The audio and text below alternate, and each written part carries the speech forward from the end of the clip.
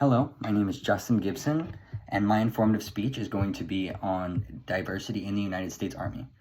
So we're going to begin by looking at the Civil War. We're going to look at all the major conflicts throughout the United States history of the United States Army and see what the diversity looked like throughout those conflicts, continuing into modern day, looking at what the Army has done and what the Army continues to do to improve diversity.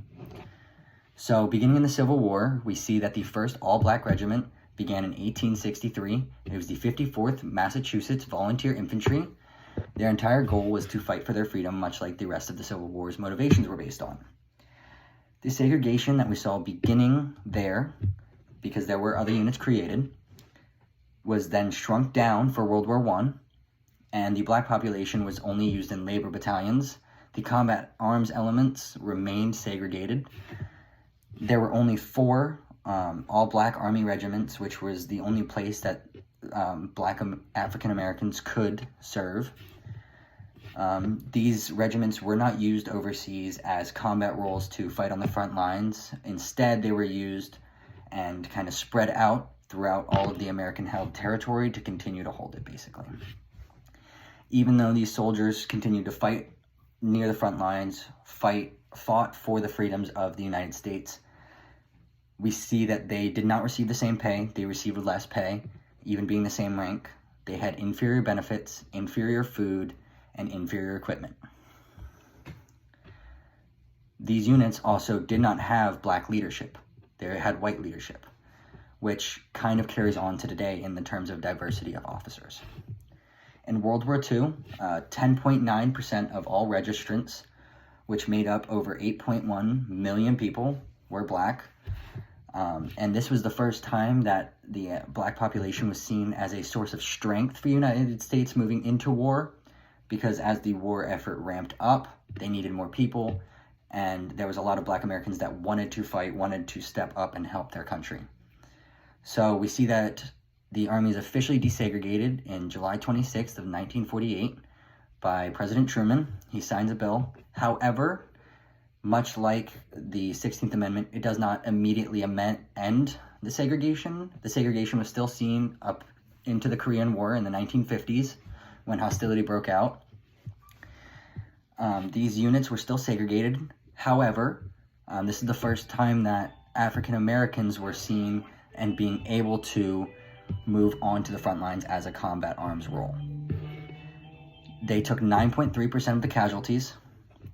However, that does not take into account how many of them were taken prisoner.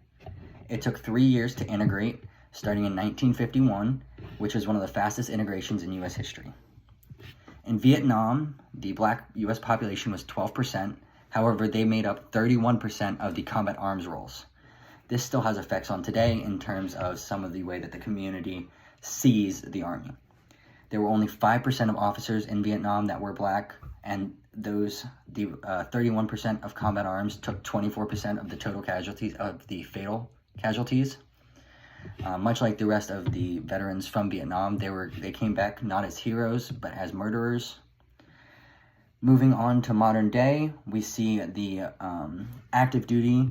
The black population makes up 28.92% of women, 16.94% of men, while white people make up 54.08% and 69.86% of men, based on 2019 data from the U.S. Census. Obviously, we can see that there's a huge discrepancy there. So one of the ways that the Army is continuing to try to fix this is by updating recruiting content every year based on the data that they update every year as well. The officers, like we talked about earlier, and leadership is another big problem, being that 9% of the officers in the United States Army are black. However, that is at the overall officers. At the actual top, where a lot of the main decisions are made, it's only 6.5% of generals of the United States Army are black.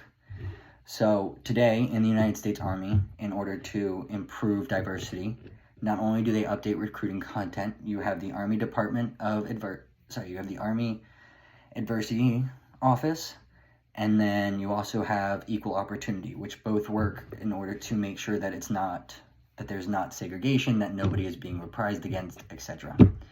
So diversity in the United States Army is a big topic that we still see today.